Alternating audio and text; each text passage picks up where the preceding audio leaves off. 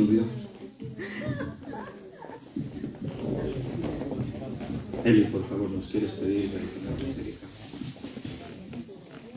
Sí, Señor y Padre, gracias por las bendiciones recibidas, gracias por esta semana que tú nos permites de nuevo ver estar un pequeño grupo de tus hijos, Señor, delante de ti, en tu presencia. Ayuda a nuestro pastor, Señor, habla a través de él. Ayúdanos a entender tu palabra, Señor, el mensaje que tú tienes para nosotros hoy. Y como dice en tu palabra, Señor, escudriñar, Señor, y a bucear en tu palabra, Señor. Así es como te podremos conocer. Bendice a los hermanos que están de camino, a los que estamos aquí, Señor, y a los que no han podido venir por diversos motivos. Bendice en sus quehaceres, Señor. En el nombre de Cristo Jesús, como tu nombre.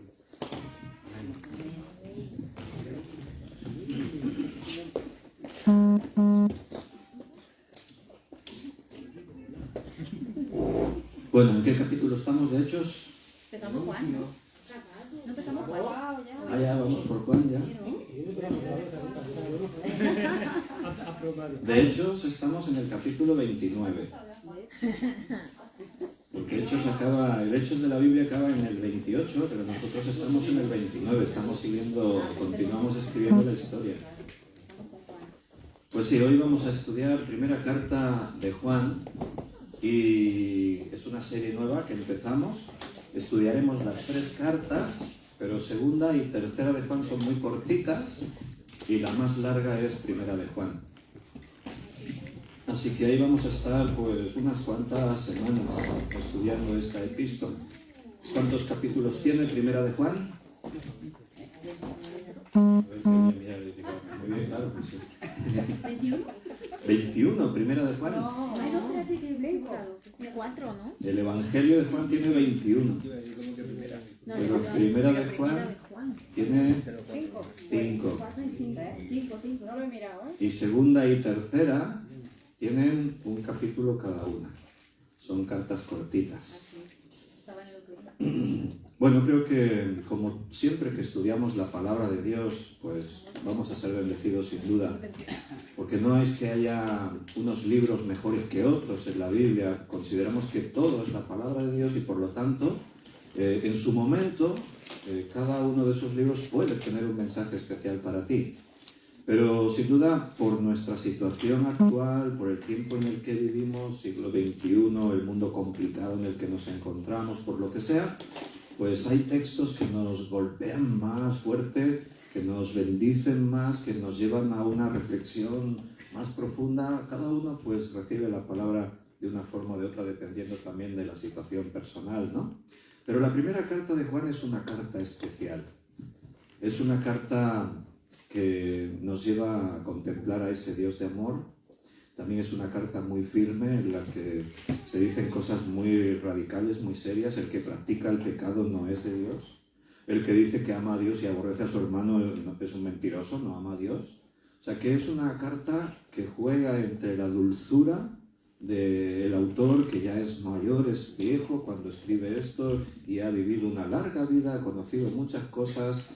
El carácter de Juan se ha moldeado y a la vez pues la firmeza de un apóstol de Jesucristo que dice la palabra tal como es y no hay margen de manipulación, no hay, bueno, interprétalo como quieras, no, la Biblia es la Biblia y solo tiene una verdad. Martín Lutero dijo de primera de Juan, y cito literalmente: nunca he leído un libro escrito en palabras más sencillas que este, y sin embargo, las palabras son inexpresables. Así dijo Lutero de esta carta. Y John Wesley, a quien se le conoce como el padre del metodismo, pues él dijo acerca de primera de Juan, la parte más profunda de las Escrituras. Así dijo Wesley. El propósito de esta carta, y como veo que muchos tenéis en cuadernos, bolígrafos, estáis tomando notas, es un buen momento para acostumbrarse a tomar notas el comienzo de una serie, pues así desde el principio tú ya tienes tus notas. Y yo siempre que podáis, pues os recomiendo y os aconsejo que lo hagáis. Si solo escuchas el tanto por ciento de lo que recibes es poquito. Si escuchas y tomas notas, eso aumenta bastante. Lo que se te retiene dentro de ti. ¿Por qué? Porque al poner notas tienes que esforzar más tu pensamiento y tienes que estar más atento. Entonces siempre es muy bueno. Así que ánimo, os animo. Si hoy no veníais pensando, pues podéis el próximo día. Y como este estudio queda grabado, pues lo podéis repasar si queréis las notas de hoy. Y los hermanos que lo escuchan por internet, algunos no pueden porque están conduciendo, están haciendo quehaceres domésticos, están haciendo trabajos, actividades, pero los que están sentados, tranquilos en sus casas, pues también les animo a que tengan su cuaderno y tomen sus notas. El propósito de la carta, si quieres ahí apuntar el propósito. ¿Cuál es el propósito de primera carta de Juan? Pues por un lado es una carta personal, es una carta que se habla muy de tú a tú. No es así como algunas cartas o mensajes que van destinados a una iglesia, a un grupo de personas. Primera de Juan es una carta que llega muy al corazón y por eso os decía que toda la palabra es importante, pero hay textos que igual nos llegan más que otros y la forma en la que se escribe tiene que ver. Cuando tú estás leyendo Primera de Juan es como que te está hablando personalmente, ¿no? Es una carta muy, muy personal. Y vamos a ver muchas instrucciones prácticas. Primera de Juan es una carta muy práctica. Nos va a llevar a cosas muy concretas, muy específicas, cosas que tú vas a poder ver en tu vida y ver si están bien o están mal. Y además invita a una vida en comunión con Dios y con Jesucristo. Eso es lo que esta carta nos va a plantear en ese reto, una vida en comunión íntima, profunda con Dios y con Jesucristo. Una vez estábamos estudiando, ahora ni siquiera recuerdo el tema, pero citamos Primera de Juan, bueno, creo que era en la serie de hermenéutica, y estábamos viendo ejemplos en las Escrituras. Un ejemplo en hermenéutica para interpretar bien un texto es saber cuál es el tema principal, en este caso, de la carta. Y yo pregunté, ¿cuál es el tema principal de Primera de Juan? Y algunos hermanos dijeron, el amor. Porque, claro, es la carta donde aparece ese enunciado que todo el mundo ha citado y sabe, que dice Dios es amor. Y habla del que ama a su hermano y lo que antes os citaba, ¿no? Entonces muchos dicen el amor es el tema principal. Y dijimos, no. ¿Os acordáis algunos cuál era el tema principal? Creo que Juan Bermudo se acuerda. No, está pensando. La vida en Cristo. ¿Sí? Tu vida con Cristo. Tu vida con Cristo. Dijimos que el tema principal de Primera de Juan era eso, la vida propia de lo que es un cristiano, de lo que es la iglesia, de lo que es la práctica en el día a día del cristianismo. Y claro, al hablar de eso hay que hablar del amor, claro, porque si dejamos el amor fuera, entonces todo lo que haríamos serían simplemente actividades religiosas, costumbres, supersticiones. Primera de Juan establece las normas de la vida cristiana según la voluntad de Dios. Para los que tomáis nota, os lo repito. Primera de Juan establece las normas de la vida cristiana según la voluntad de Dios. O sea, es un llamado a vivir en obediencia y en amor, aborreciendo el pecado, separándose del mundo. Hay una serie de advertencias acerca de la falsa doctrina, los peligros de escuchar falsas doctrinas, de creer falsas doctrinas.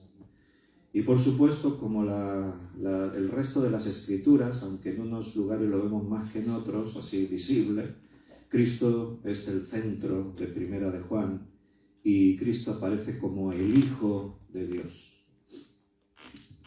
J. Schneider, un teólogo, dijo: el propósito de la carta es fortalecer a los lectores en la fe y en el amor fraternal, afirmarlos en la certeza de la comunión con Dios y protegerlos ante la amenaza de los herejes. También podéis anotar una cosa. Primera de Juan es una carta pastoral.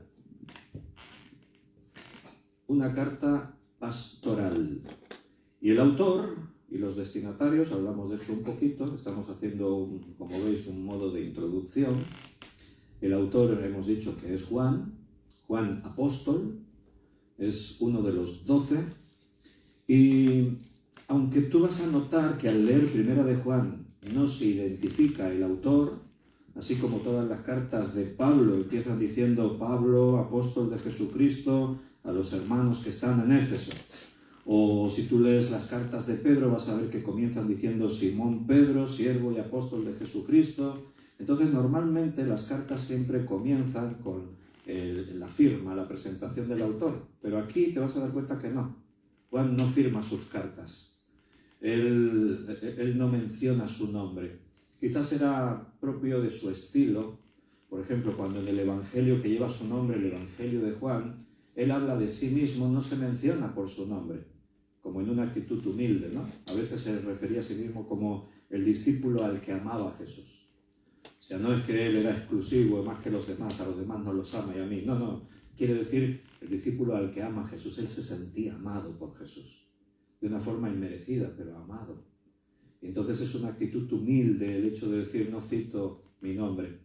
No quiere decir que Pablo, Pedro, los otros por citar el nombre no eran humildes. No, porque precisamente cuando se presentan, Pablo dice, Pablo, esclavo de Jesucristo. Utiliza la palabra doulos, que era la parte más baja de la esclavitud en el ser humano. Entonces él se identifica como el doulos, un esclavo de Jesucristo. Están dando las 12 ya. Las campanas que se oían por ahí. Entonces no aparece la firma del autor, pero primera, segunda y tercera de Juan, las cartas de Juan siempre se aceptaron como que eran obra de Juan. La iglesia primitiva, la primera iglesia, siempre nombró unánimemente al apóstol Juan como el autor de esta carta. Entonces la tradición de que Juan la escribió no es que surgió en un momento dado en la historia, sino que desde el principio, desde los primeros tiempos que esta carta se empezó a leer, siempre se asumió su autoría al apóstol Juan. Entonces, además, si alguien dudara de esto, siempre hay unos indicios literarios que se pueden observar y contrastar, ¿no? Sabemos que el Evangelio de Juan sí lo escribió Juan, sabemos que el Apocalipsis es de Juan, ahí sí que se identifica como tal. Entonces, el estilo literario, los hebraísmos que utiliza, pues denotan el estilo de Juan. Por supuesto, se da por sentado en su forma de hablar, de utilizar los hebraísmos. Sabéis lo que es un hebraísmo, ¿no? Frases propias de uno que es hebreo. Cada idioma tiene sus propios hebraísmos, no, tiene sus propios estilos lingüísticos. Habría castellanismo si hablásemos del castellano, ¿no? Entonces, Juan es un judío, conoce muy bien y eso se nota en su estilo de escritura. Además, tuvo que ser alguien que fue testigo ocular de la vida de Cristo. Él habla que lo que ha visto, lo que ha oído, lo que experimentó en primera persona, así que tuvo que ser uno de los apóstoles. Y además, el tono paternal con el que habla demuestra que quien escribe esto ya es un hombre de edad avanzada. Y también podemos comparar la relación que hay entre el Evangelio de Juan y Primera de Juan. Por ejemplo, solamente ver el comienzo del Evangelio de Juan y ver el comienzo de Primera de Juan, pues te vas a dar cuenta de que hay un paralelismo, hay una similitud. El Evangelio de Juan comienza diciendo, en el principio era el Verbo, y el Verbo era con Dios, y el Verbo era Dios. Este era en el principio con Dios. Todas las cosas por él fueron hechas. Y Primera de Juan comienza diciendo, lo que era desde el principio, lo que hemos visto y oído, lo que han visto nuestros ojos, lo que hemos contemplado y palpado en nuestras manos tocante al Verbo de la vida, porque la vida fue manifestada y la hemos visto y testificamos y anunciamos la vida eterna, la cual estaba con el Padre y se nos manifestó, y así continúa. Entonces notas que existen directamente unos paralelismos. Se habla de Jesús como el Verbo, o otra traducción del griego logos sería la palabra, y de esta manera, hablando de Cristo, menciona lo que era en el principio, desde el principio. Entonces hay todos estos detalles que no nos dejan margen de duda de poder afirmar que el autor es Juan. Algunos maestros han encontrado entre 35 y 46 similitudes entre esta carta y el Evangelio. Todo esto os lo cuento pues para disolver dudas, ¿no? Que no solamente se diga que por tradición siempre se dijo que fue Juan, sino que los expertos en el lenguaje, en los estilos literarios y todo, pues identifican que el autor del Evangelio y de Apocalipsis es el mismo que escribió las cartas que llevan el nombre de Juan.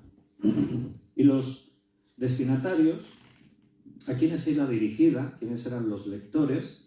Bueno, pues ahí no está tan claro, aunque siempre también se pensó que iba dirigido no a una iglesia en concreto, no a unas personas así ya situadas, sino más bien pues a las iglesias en general, o más exactamente a las iglesias de Asia Menor, que serían las iglesias que también Juan menciona en Apocalipsis capítulo 2 y capítulo 3.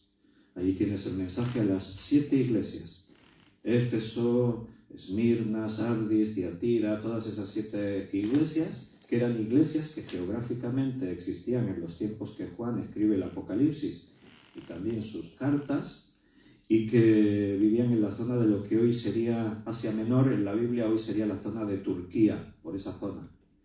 Y posiblemente pues estas cartas también van dirigidas a esas iglesias. Yo aquí no entro en muchos detalles porque si no el estudio sería como largo, igual hasta pesado, ¿no?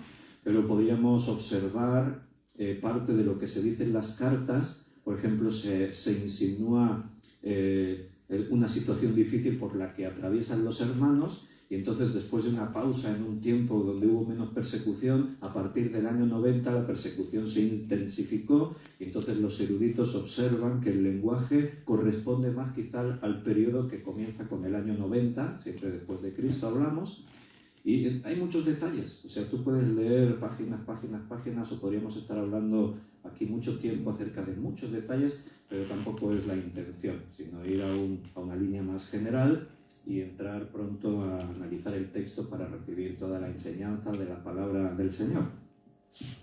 Entonces, como os he dicho, la redacción de esta carta no se sabe el año exacto, pero sí que se calcula que alrededor del año 90 después de Cristo. ¿En qué año se escribió Apocalipsis? Pues sobre el 95, más o menos.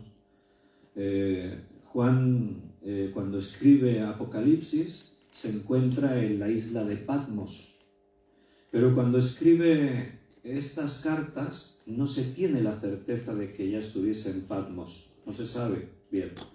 Puede ser que estuviese en la isla de Patmos, allí estaba prisionero, fue llevado como prisionero, era una isla donde estaban los que llegaban allí eran prisioneros de Roma, o puede ser que estuviese en Éfeso. La iglesia de Éfeso fue donde él estuvo los últimos días de su vida y fue llevado preso a Patmos. Entonces, pues, o en un sitio o en otro, no lo sabemos a ciencia cierta. Y la cronología de sus escritos, ¿qué fue lo primero que escribió? Pues primero fue el Evangelio, después fueron las cartas, las 3 cartas, y por último fue el Apocalipsis. Esa es su cronología, en el orden que escribió. ¿Cuántos años duró Juan?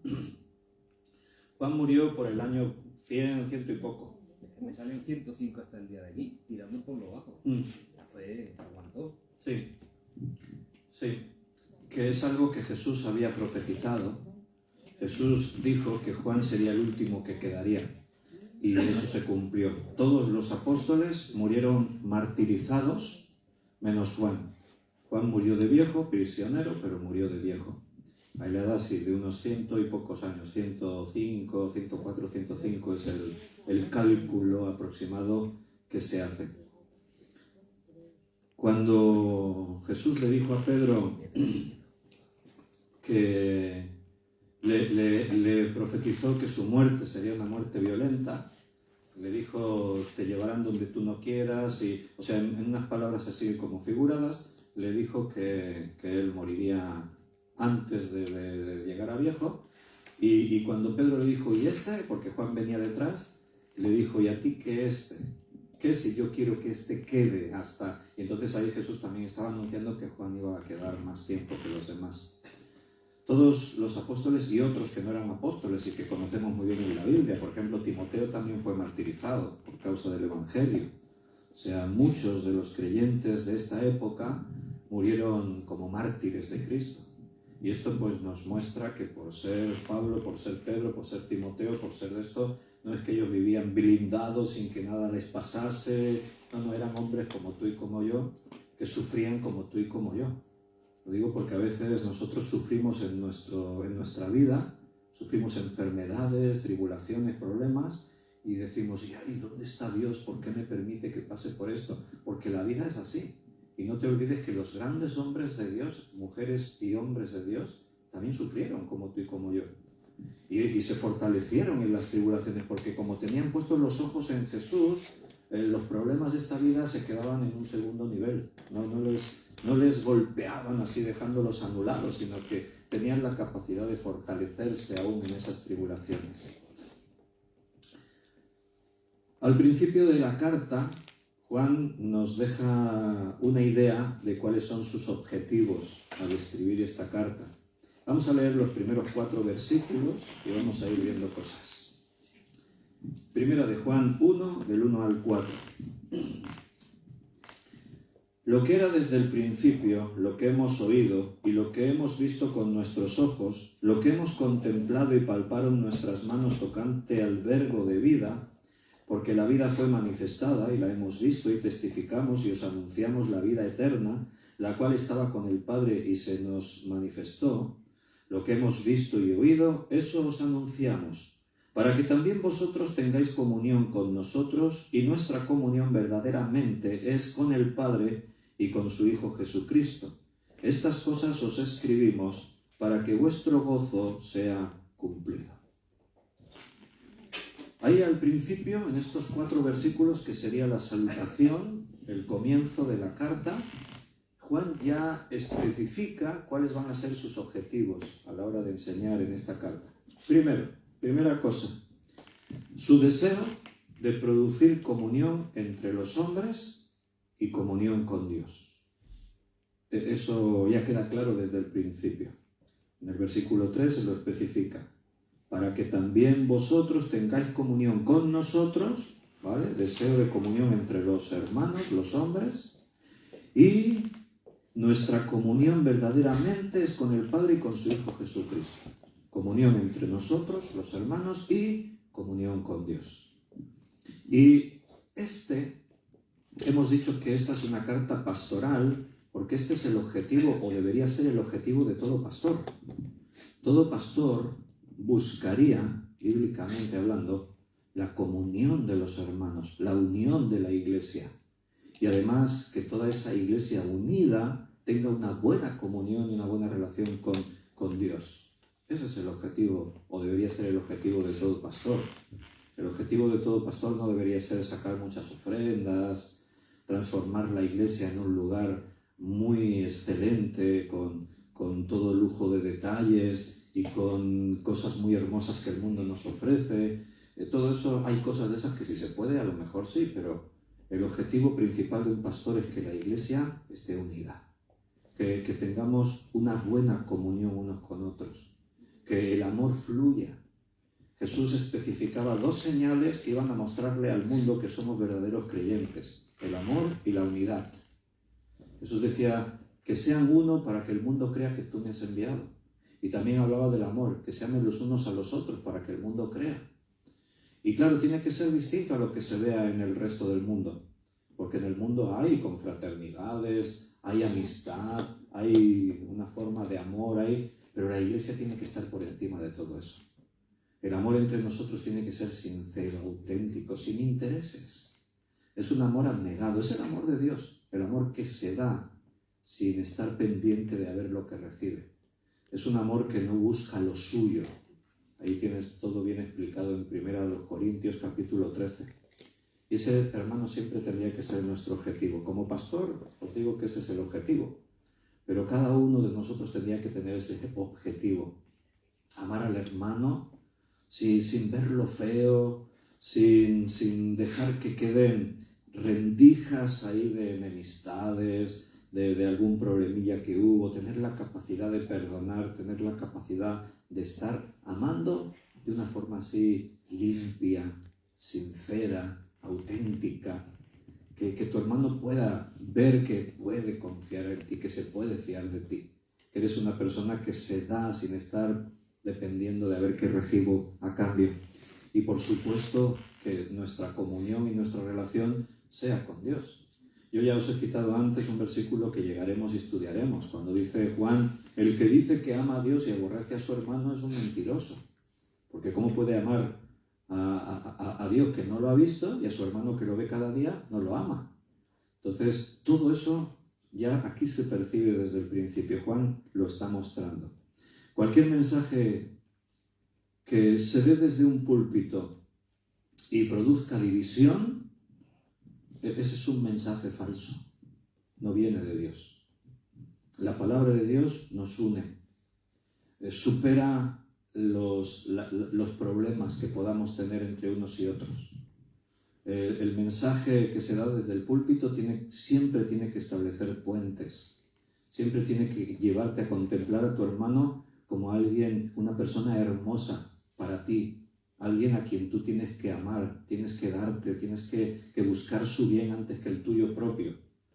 Y hay mensajes que dividen a las iglesias. Hay mensajes que se dan desde el púlpito. Si tú sabes de iglesias que se dividieron, hace años por aquí, por la zona, algunas iglesias se han ido dividiendo con el tiempo y las divisiones principalmente vienen por las diferencias que se establecen desde el púlpito. Cuando desde el púlpito, quizás, no sé si con intención o sin intención, pero se dan mensajes que dividen a la gente.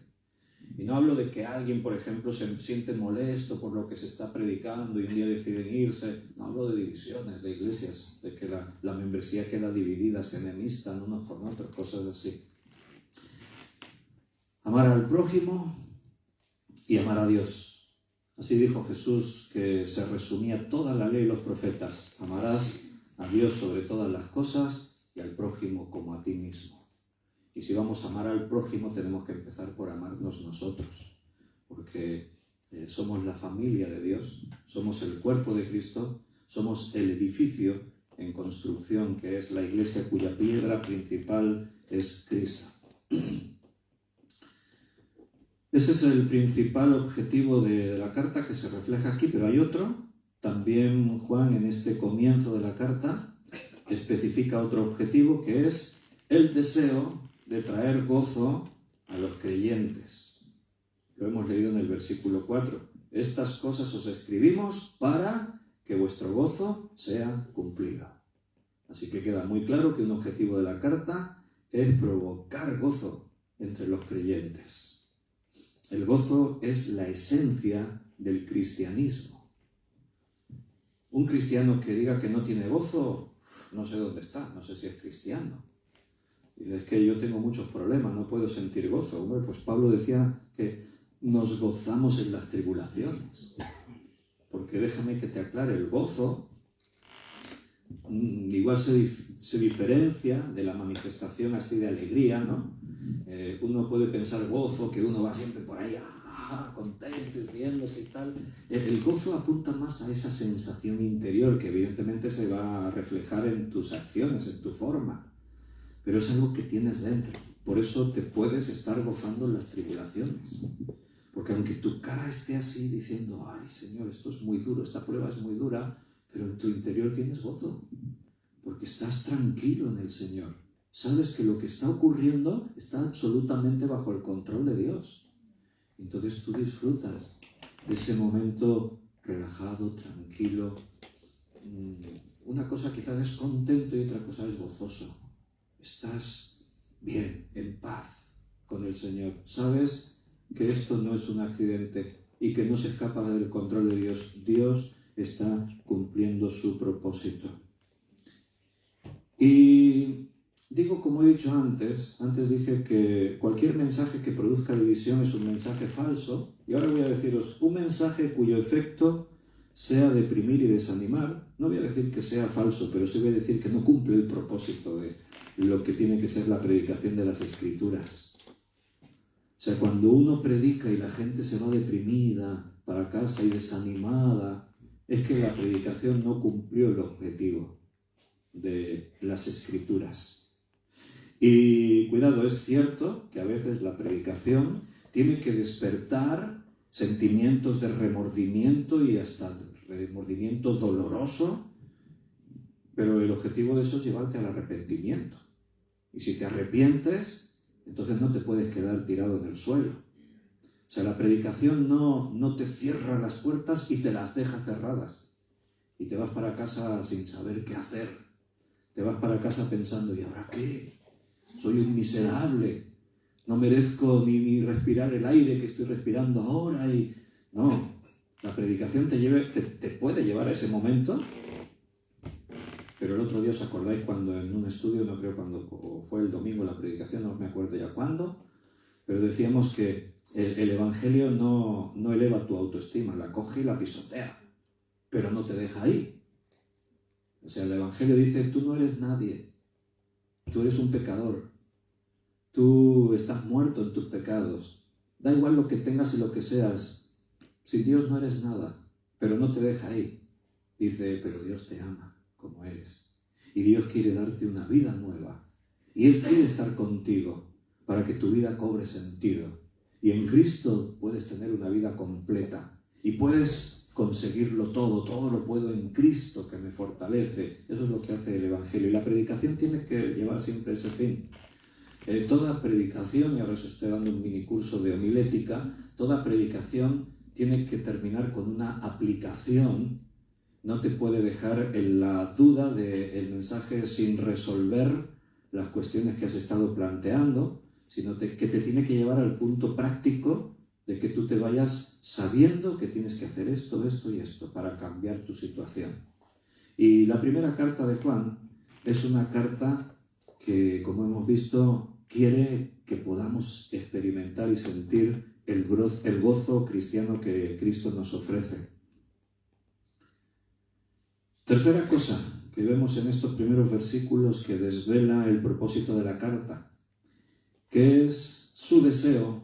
Juan tiene un gran deseo de presentarles a Jesucristo, de que los lectores de esta carta realmente tengan un encuentro con Cristo, o para salvación, o ya siendo salvos, para ampliar la comunión y mejorar su relación con el Señor.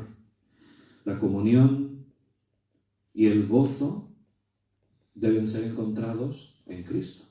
Si tenemos que tener comunión unos con otros, si tenemos que experimentar el gozo cristiano, eso se tiene que centrar todo en la persona de Jesús. Sin Jesús no es posible lo otro.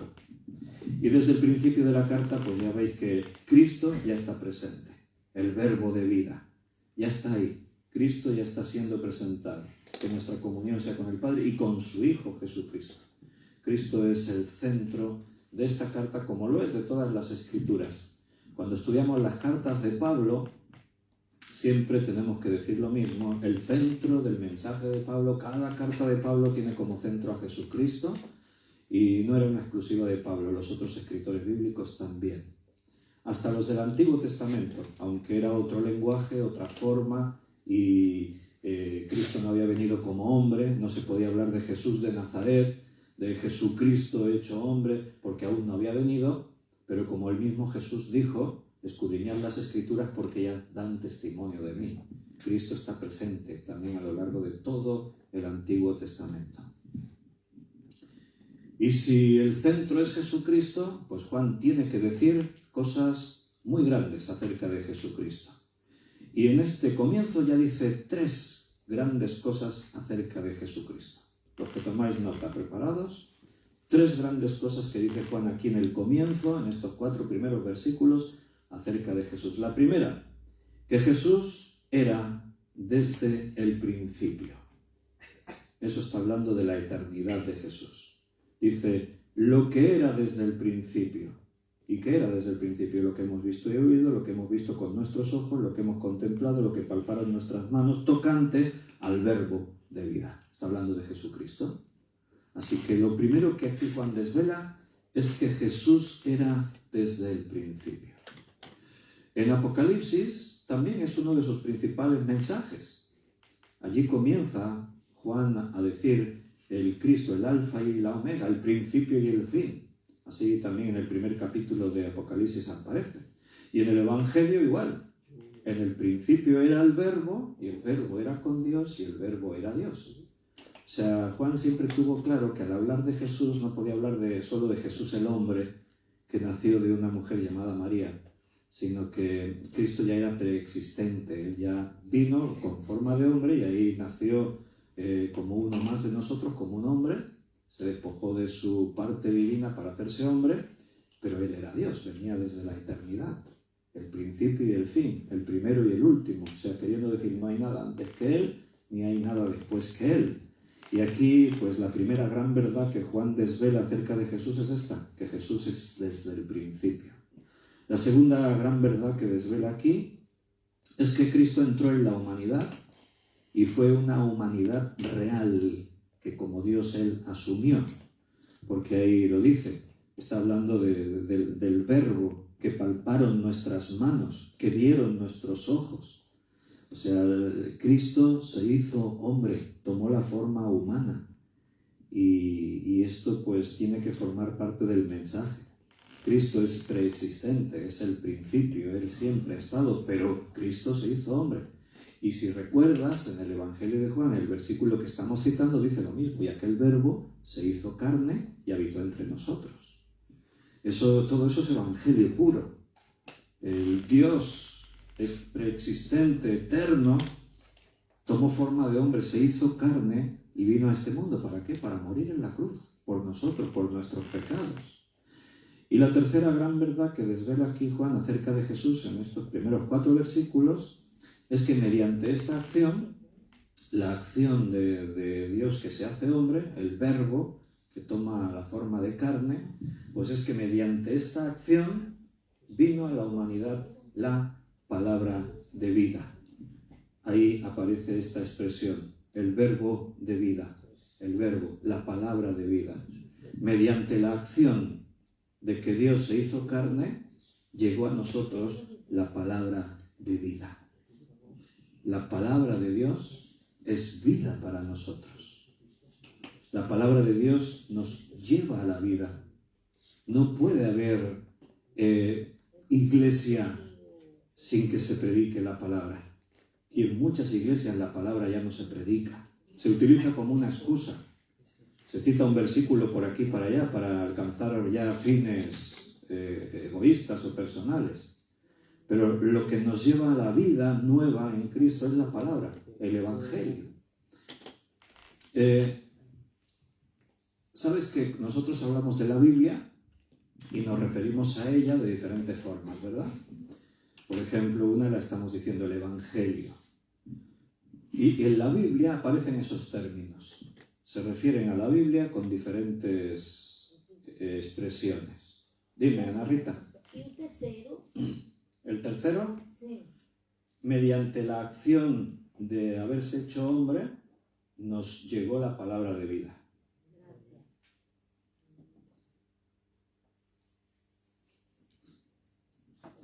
¿Qué nombre se le da a la Biblia o el Evangelio más frecuentemente en la propia Biblia? ¿Te suena? La palabra de Dios, dice Rosario. Lo comprobamos a ver si es así. Vamos a ir al libro de Hechos. Y me vais a perdonar que os muestre muchos versículos, porque simplemente os podría decir, y en Hechos se menciona muchas veces que es la palabra de Dios, pero es que os lo quiero demostrar.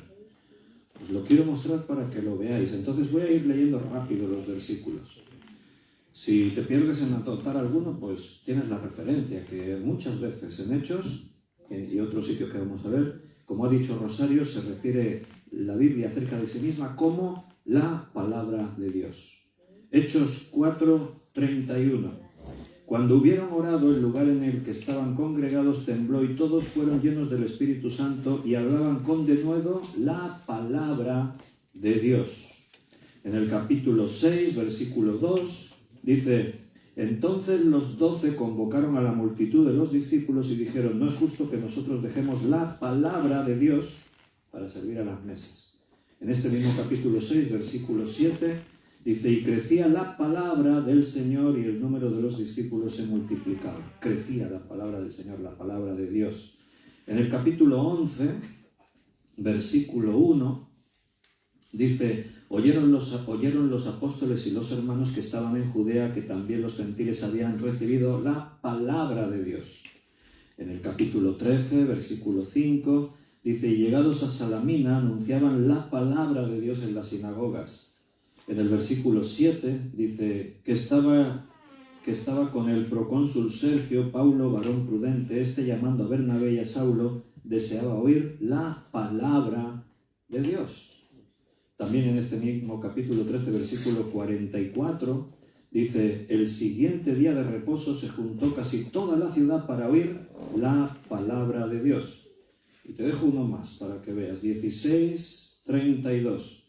Y hablaron la palabra del Señor a él y a todos los que estaban en su casa. No solo en Hechos, en otros lugares del Nuevo Testamento también. Te dejo un par de ejemplos. Uno en Primera de Tesalonicenses, capítulo 2, versículo 13. Por lo cual también nosotros sin cesar damos gracias a Dios de que cuando recibisteis la palabra de Dios, ¿notas? Y aún en Apocalipsis, uno de los libros que Juan escribe, pues en Apocalipsis te muestro algunos textos. Capítulo 1, versículo 2, que ha dado testimonio de la palabra de Dios y del testimonio de Jesucristo. Mismo capítulo, versículo 9. Yo, Juan, vuestro hermano y copartícipe vuestro en la tribulación, en el reino y en la paciencia de Jesucristo, estaba en la isla llamada de Patmos por causa de la palabra de Dios. Y en Apocalipsis además, ¿quieres un par más de ejemplos? Capítulo 6, versículo 9. Cuando abrió el quinto sello, vi bajo el altar las almas de los decapitados que habían sido muertos por causa de la palabra de Dios. Y en el capítulo 20 de Apocalipsis, versículo 4, y vi tronos y se sentaron sobre ellos los que recibieron facultad de juzgar, y vi las almas de los decapitados por causa del testimonio de Jesús y por la palabra de Dios. Entonces Rosario tenía razón. Una de las formas en las que se habla de la Biblia, en la propia Biblia, más frecuentemente es con esa expresión, la palabra de Dios. Pero también se refiere a la Biblia como la palabra del Evangelio. Si se os ocurre alguna otra expresión, levantáis la mano y me decís. Yo os voy a ir mostrando algunas formas. La palabra del Evangelio es otra forma. Está en Hechos 15, por ejemplo, versículo 7. Y después de mucha discusión, Pedro se levantó y les dijo, varones hermanos, vosotros sabéis cómo ya hace algún tiempo que Dios escogió que los gentiles oyesen por mi boca la palabra del Evangelio. O en una carta de Pablo, en Colosenses, capítulo 1, versículo 5. A causa de la esperanza que os está guardada en los cielos, de la cual ya habéis oído por la palabra verdadera del Evangelio. Ahí no solo dice la palabra del Evangelio, sino que añade verdadera, la palabra verdadera del Evangelio. ¿Se os ocurren más formas para definir la Biblia? Palabra de vida, palabra de salvación. Palabra de vida. Una referencia para la palabra de vida sería Filipenses 2:16, si queréis. Palabra de vida, Filipenses 2:16. Asidos de la palabra de vida, para que en el día de Cristo yo pueda gloriarme, de que no he corrido en vano. También la palabra del reino, lo dice en Mateo 13:9.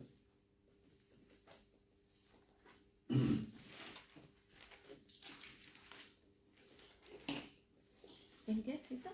Mateo 13:9, palabra del reino. Si nos parásemos en cada uno de estos enunciados podríamos hacer unos comentarios, ¿no? Pero bueno, para no perder mucho tiempo, se os queda la referencia para que veáis la amplitud, no solo es la Biblia o la palabra de Dios, ¿no? Se llama a sí misma de muchas maneras. Una es esta, el que tiene oídos para oír, oiga. He dicho Mateo. Pues no, está mal apuntado esto.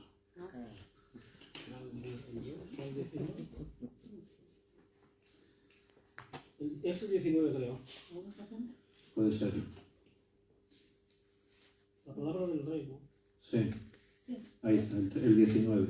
Me dejé un número de apuntar. 13:19. Cuando alguno oye la palabra del reino y no la entiende. También se refiere como la palabra de gracia. Lo dice en Hechos 14:13. Hechos 14:13. Y el sacerdote de Júpiter, cuyo templo estaba frente a la ciudad, trajo toros y guirnaldas delante de las puertas, y juntamente con la muchedumbre quería ofrecer sacrificios. No, esto no es tampoco. He apuntado muchos versículos y se me han colado algunos por ahí. Es el 12, creo. ¿Cuál? El 12. Versículo 12. 13:12. Ah, sí. ¿13:12? Sí. No. No, Mercurio 13. llevaba la palabra. No, pero Sí, tiene que 14, decir la 12. palabra de gracia. Es uno Ah, que dice la 12. palabra de gracia. Bueno, es igual. Si nos falla ese, apunta a Hechos 20:32. Es por mostrarte algunos, porque aparecen más de una cita. Pero para palabra de gracia. Palabra de gracia. Hechos 13:32. Y ahora, hermanos, os encomiendo a Dios a la palabra de su gracia. Ese sí lo sabía seguro porque me lo sé de memoria. Hechos 20:32. La palabra de su gracia. También se puede llamar la palabra de reconciliación. Te estoy mostrando algunos así que a lo mejor no sabías o no habías pensado, no te fijaste que la Biblia se refiere a sí misma con esa expresión. La palabra de reconciliación. Segunda de Corintios 5:19. Que Dios estaba en Cristo reconciliando consigo al mundo, no tomándoles en cuenta a los hombres sus pecados, y nos encargó a nosotros la palabra de la reconciliación. La palabra de la cruz, primera de Corintios 1:18, que allí dice que la palabra de la cruz es locura a los que se pierden. 1:18. Primera de Corintios 1:18. También podemos llamarla la palabra de verdad, y eso en Efesios 1:13. En él también vosotros, habiendo oído la palabra de verdad, y además se dice ahí el evangelio de salvación. También la palabra de justicia, en Hebreos 5:13.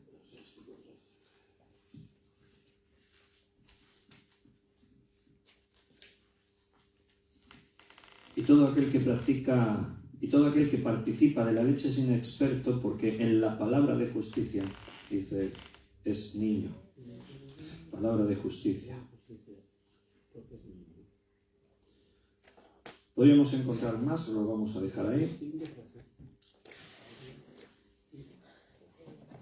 En estos primeros versículos, además, podemos ver el derecho y la autoridad que Juan tiene para hablar.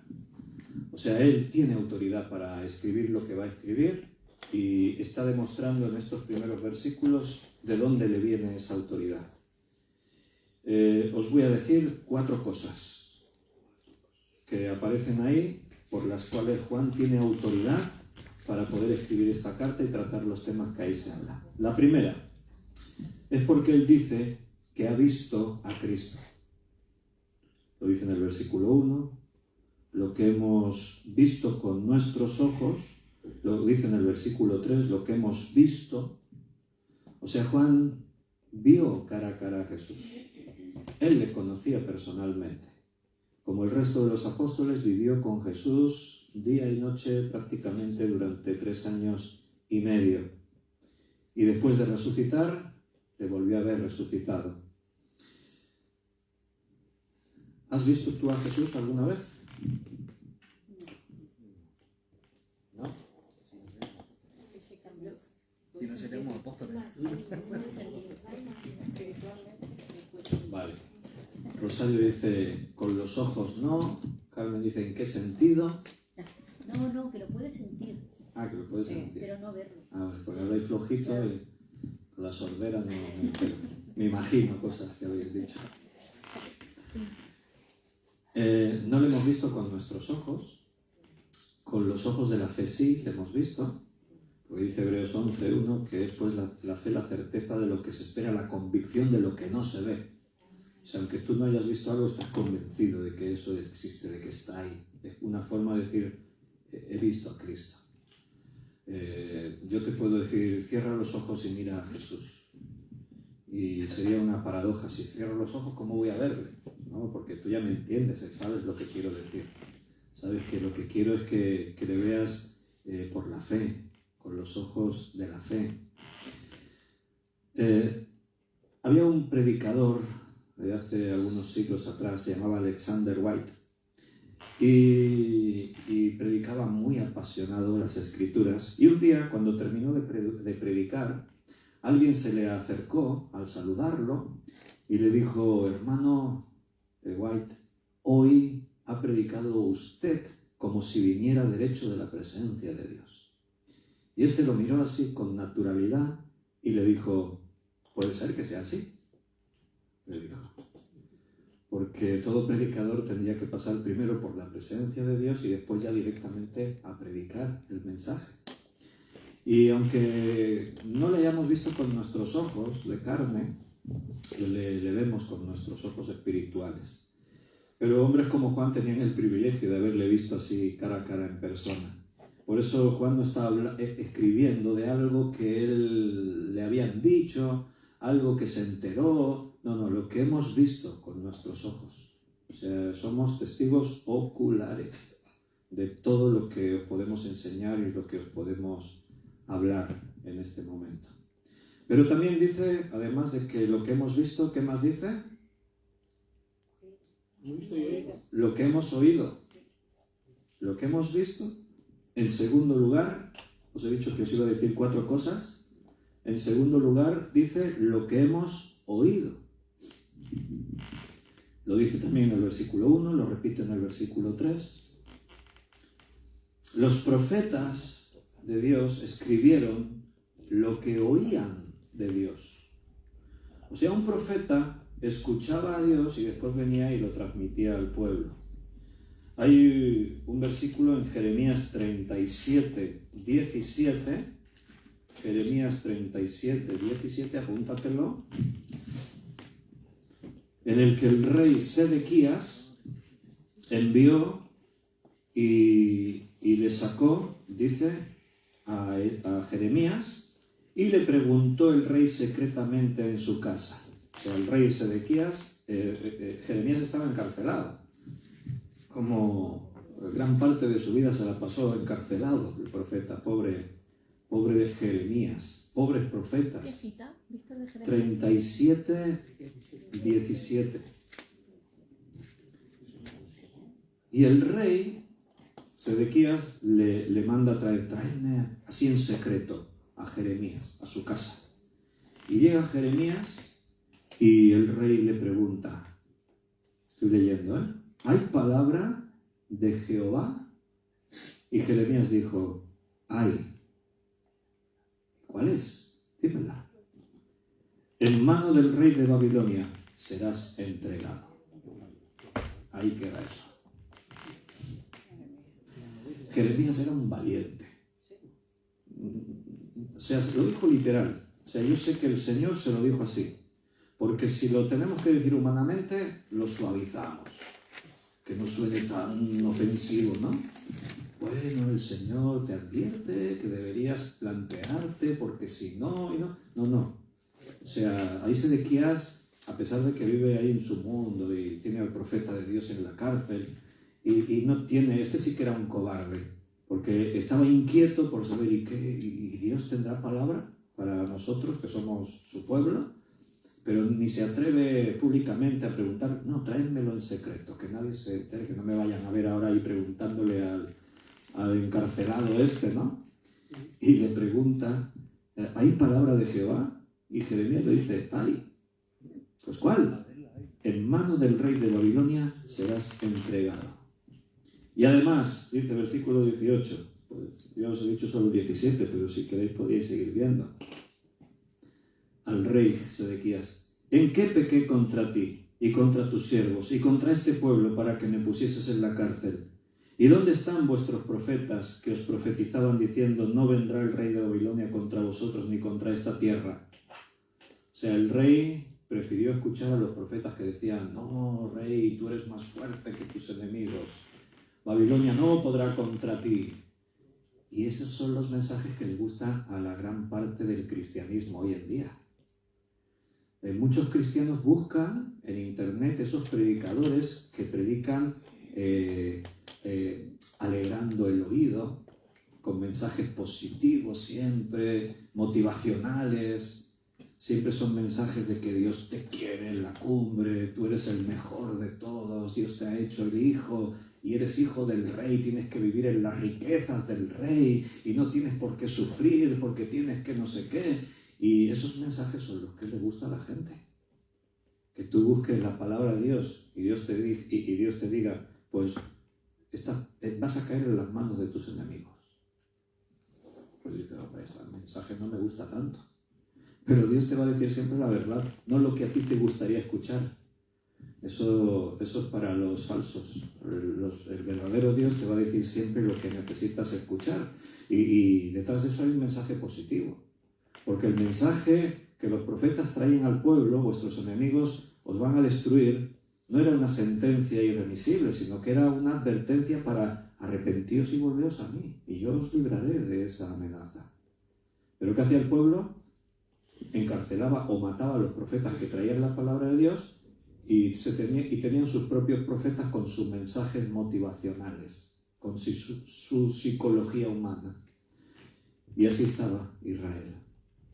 Escúchame bien. El mundo y la iglesia necesita no escuchar las opiniones o suposiciones de hombres, sino necesitan escuchar la palabra del Señor. El mundo tiene que escuchar la palabra de Dios, les guste o no les guste, porque es el único medio por el cual los hombres pueden tener la luz que les lleve a la salvación. Y la iglesia necesita escuchar la palabra de Dios. No necesitamos las ideas humanas, aun por muy novedosas, innovadoras y entretenidas que sean. La palabra de Dios es la que tiene el poder, es la vida. Y en muchas iglesias, tristemente, no se predica la palabra de Dios. Se predica una especie de palabra de Dios adulterada, pero eso no sirve. O es la verdad o es mentira, pero no hay puntos intermedios. Y Juan dice: lo que hemos oído es lo que os anunciamos.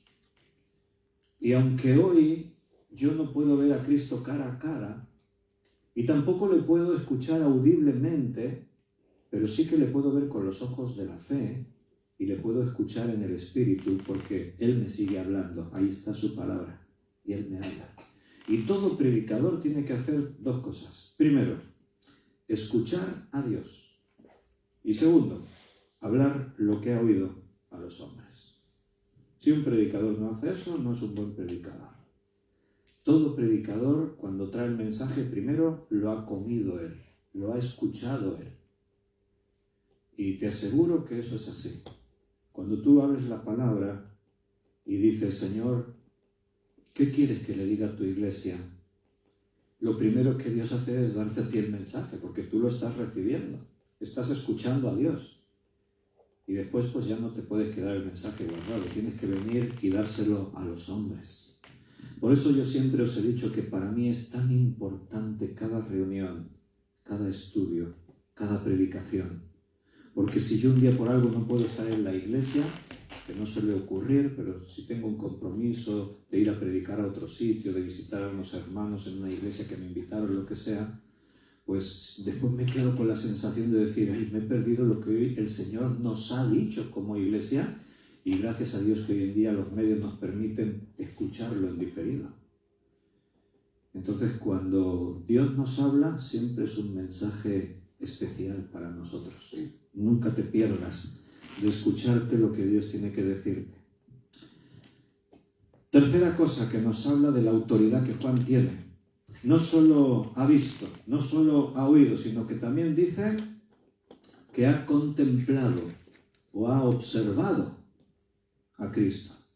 O sea, él ha visto a Cristo, ha oído a Cristo y dice en el versículo 1 las cosas que hemos contemplado. Y alguno dirá: ¿pero ver y contemplar no es lo mismo? Pues no, porque además las palabras griegas son distintas. no es la misma palabra. En el castellano podrían ser sinónimos, ver, contemplar, observar, porque la palabra esta que se ha traducido aquí como contemplar también en otras versiones aparece como observar. Es la palabra en griego seaomai. Se escribe con una D primero. D, o la deletreo, para los que tomáis nota. D, S, E, A con acento, O, M, A, I. Seaomai. Y esa palabra se ha traducido como contemplar, otras versiones lo traducen como observar, porque significa, literalmente, esa palabra mirar algo de cerca, percibir, fijar la mirada. Eso es lo que significa. En cambio, cuando en muchos lugares aparece la palabra ver, la palabra griega es jorao, así como suena, jorao, que significa eso, mirar, ver algo. Puedes verlo más, menos, pero es la palabra que nosotros utilizamos comúnmente para decir, he visto esto, pasé por allí y lo vi, y son palabras así. Pero aquí utiliza las dos palabras. Lo que hemos visto, esa es la palabra jorao, o sea, testigos oculares de la vida de Jesús, pero después dice lo que hemos contemplado, lo que hemos observado, seaomai. O sea, lo que hemos mirado de cerca, hemos percibido cosas, hemos fijado la mirada en quién, en Jesús. Y esta misma palabra, sí, dime, Rosario. También dice en otra versión, y palparon nuestras manos. Sí, eso viene después. Ah, vale. Esa es la cuarta cosa que vamos a decir. Vale, me he adelantado. Vamos por pasos, vamos paso a paso. Lo dice esa versión y esta también. Solo que está a continuación de lo que estamos viendo. Esa misma palabra, observar de cerca, fijar la mirada, aparece en muchos textos que a veces, según el traductor como los tradujo, se nos puede ir un poco la percepción de lo que quiso decir el autor.